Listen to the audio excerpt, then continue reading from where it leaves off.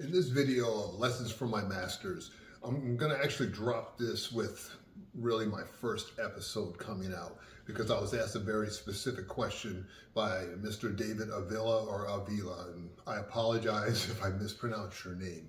And it's a great question because it's a question that in the martial arts we're always being asked, and that is, what is real? What is the truth?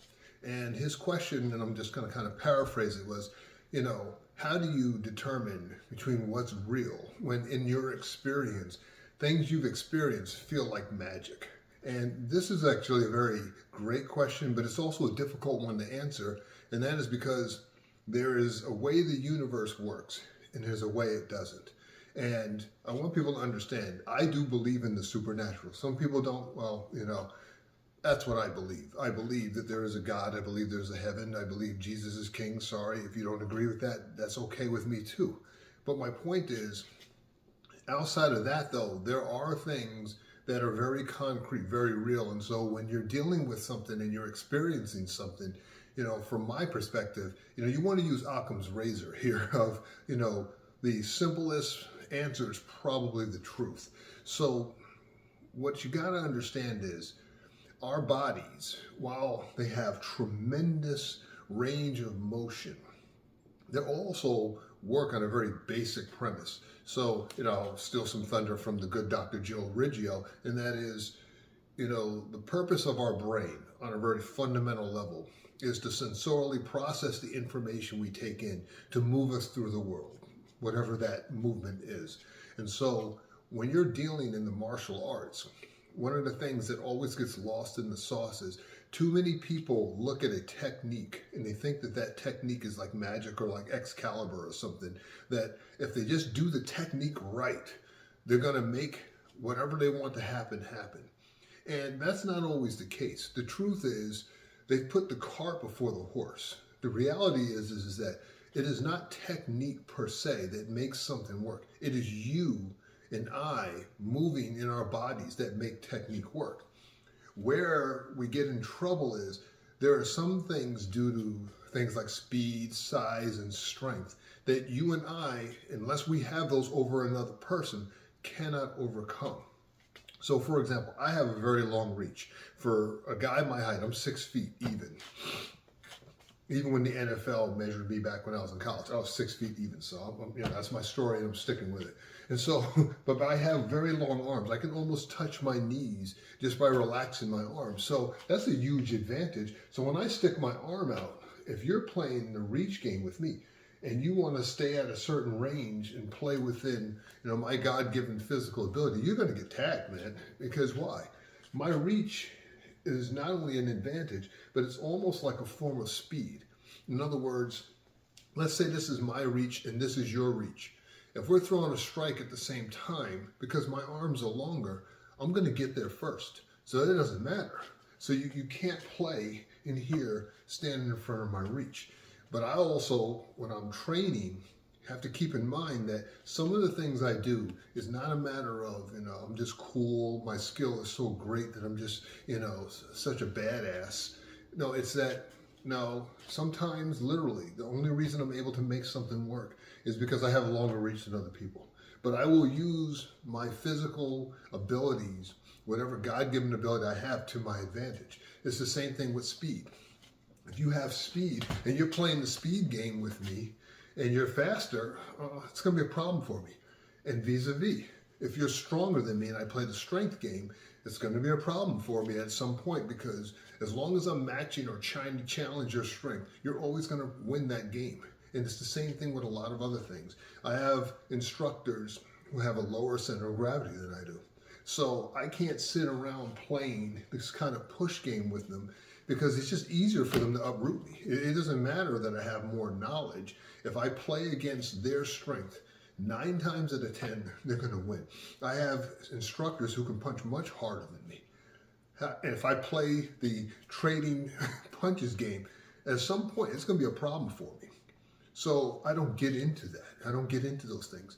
Grandmaster Karen, one of the ways in which he resulted, and by the way, I'm just telling you, he had strength that made no sense. I'm not even going to get into stories of how he injured himself one time, because when I tell the story to people, a lot of times it's unbelievable because he was doing something that required this crazy physical strength. And the only reason he got hurt because he just kept doing it. It was like a repetitive motion injury. And so he had very long arms. His arms were actually longer than mine. And he could stand there and hit you at a range that made no sense, but also hit you with power. And a lot of it was because he was physically strong in ways that made no sense. However, he had a philosophy in that, and I still teach this philosophy to this day. He assumed everybody was stronger and faster than him. And if you think about it, if you approach your training, whether it's true or not, that everybody you deal with is faster and stronger or more agile, however you want to define it, than you, you start learning then how to not overly rely on your strength or your speed or other attributes, and you actually learn as you move how to neutralize the strength or speed of another person. So for example, one of the things that Grandmaster Karen, I called him Tim, used to do when he would put me in the L stance especially, is get me to learn how to control my equilibrium, or what we call in, guided chaos, they call it balance. It's still balance. In warrior flow, we call it equilibrium control, because that's really what you're doing. Because if your legs are stronger than mine, or you have greater balance, raw balance, I'm going to lose unless I have greater control over my equilibrium than you have over yours. And he would get me moving back and forth, and he would get my body moving. And this was one of the reasons why he put me in the L stance.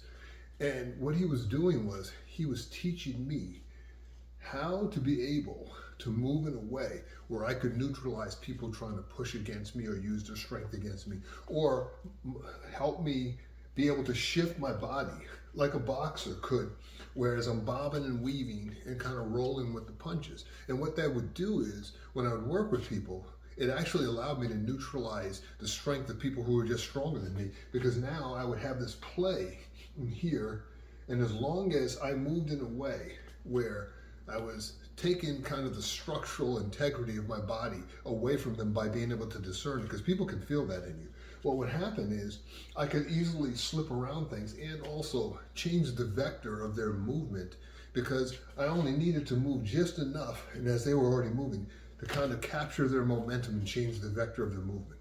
And for those who don't really understand that, and I'm not trying to insult anyone's intelligence, it's kind of like when an aircraft carrier pulls into a port. This thing, one of our aircraft carriers, this thing is displacing 100,000 tons in the water. Yet, when they're kind of coming into the port, you see these little tugboats come out, and they're just bumping it along the way, just moving it. And as long as there's a little momentum going forward with the aircraft carrier, all they need is just a little bit of a nudge just to get the aircraft carrier lined up so it can dock. It's absolutely an amazing process for those who've been on an aircraft carrier and seen them do it. And it just blows your mind how this huge ship can be pushed around by these little tugboats and moved into position with precision. So it's the same thing. I don't need to be stronger than you to change the vector, as long as I'm not directly challenging your strength. And this is something that Tim would do all the time. Now, when you're talking about Grandmaster Perkins, because of the fact that he was giving up reach, he would do a thing that I call collapsing the sphere. And what he was doing was, and I'll turn this way, is, let's say this is another person, and he's making contact for whatever reason, he's clashing with you, he's got to deal with your arm or whatever the case may be. What he would do is, instead of trying to push, once he felt where you were, he would then collapse his sphere of influence, which, as he defined, is as far as you can strike with your hands and feet, within the natural range of motion. He would actually collapse. He wouldn't push you. He would collapse in. Now, if he got to a place where he felt he could change your balance or knock you off balance, then he would. But he wouldn't push you. And this is interesting. John always called it breaking balance. It took me a while to really understand why he made such a distinction. And then I realized why. If he broke your balance and you're kind of on edge, it's very hard for you to respond to what he's doing. But if he pushes you away, it may create the space you need to get back into the fight. But if he could break your balance, he now puts you in a position whereas you're trying to recover your balance. You're trying to get back into the fight because he's basically controlling your equilibrium. And that's when he's going to hit you. Or if he, he used to tell me when he was a cop, he would just control people. He'd break their balance and control them so he wouldn't have to hit them. The point is, they both did what they did within their body with the understanding of what they could do and what they couldn't do. And what kept them grounded in the fact that they never tried to do anything outside of what their bodies could do.